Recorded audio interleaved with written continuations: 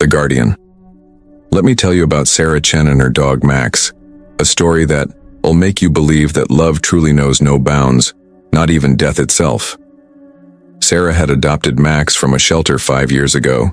He was a massive German shepherd with intelligent brown eyes and an unwavering devotion to his human. Every night, Max would patrol the house before settling by Sarah's bed, his ears always alert for the slightest sound. He was her protector, her companion, her family. But 3 months ago, Max's time came to an end.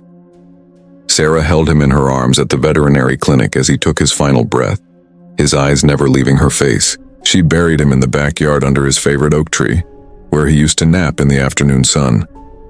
What Sarah didn't know was that Max had never really left. On this particular rainy October night, Sarah sat curled up on her couch with a book, occasionally glancing at Max's empty bed by the fireplace. "I still miss you, boy," she whispered to the silence, unaware that in the corner of the room a translucent figure with familiar pointed ears had lifted his ghostly head at the sound of her voice. Max padded silently to the window, his ethereal form flickering like candlelight. Outside, 2 shadowy figures approached the house. Derek, a nervous young man barely out of his teens, and Vince, a hardened criminal with calculating eyes. "Lady works nights at the hospital," Vince whispered, surveying the dark house. "Place is empty. Easy money." Derek's hands shook as he clutched a crowbar. "You sure about this?" "Trust me," Vince replied, already moving toward the back door. Upstairs, Sarah had fallen asleep, exhausted from her 12-hour shift at the hospital. But Max materialized beside her bed, his ghostly form pulsing with protective energy.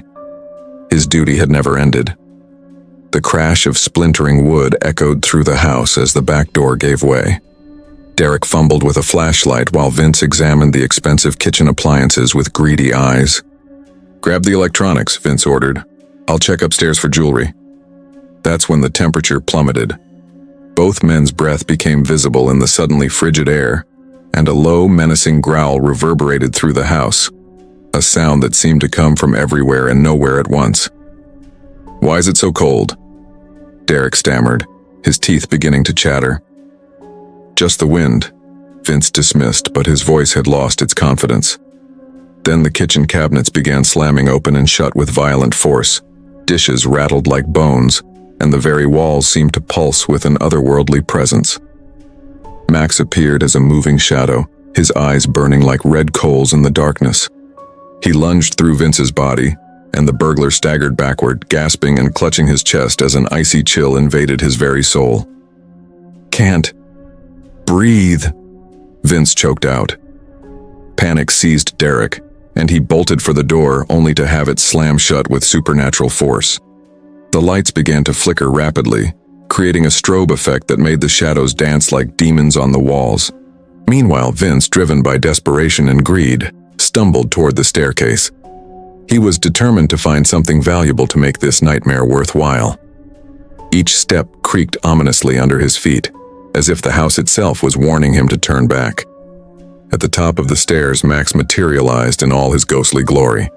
No longer just a shadow, but a massive spectral guardian with bared fangs and eyes that burned with the fierce love of a protector.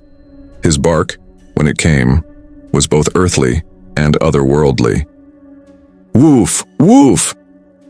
The sound hit Vince like a physical force. He screamed and tumbled down the stairs, landing in a heap at Derek's feet. Both men were now trembling uncontrollably, their bravado completely shattered. The commotion woke Sarah, who grabbed her phone with shaking hands. As she peered out of her bedroom, she whispered urgently to the 911 dispatcher, "There are intruders in my house." That's when she saw him.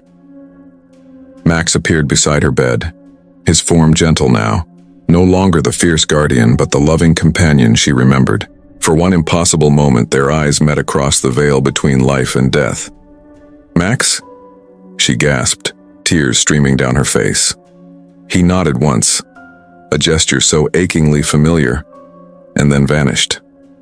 Downstairs, the robbers fought desperately to escape as furniture moved by itself, creating an obstacle course of chairs and tables. Pictures crashed from the walls, their glass shattering like broken dreams. The house had become a living maze, trapping them in their own terror. Police sirens wailed in the distance, growing louder. "The cops!" Derek screamed. Finally, as if releasing them from its spell, the front door swung open.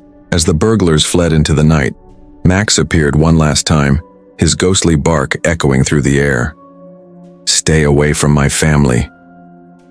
By dawn, police cars surrounded the house. The two burglars had been caught just blocks away, both babbling incoherently about a ghost dog and supernatural forces.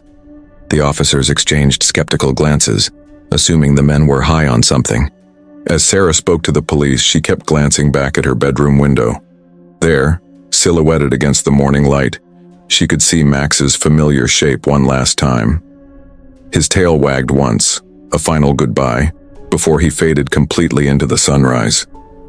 Sarah smiled through her tears and whispered, "Thank you, Max. Good boy. The goodest boy." And somewhere beyond the veil, a loyal heart continued to beat with love, proving that some bonds are stronger than death itself. Max had kept his promise. He had protected his family, and he always would.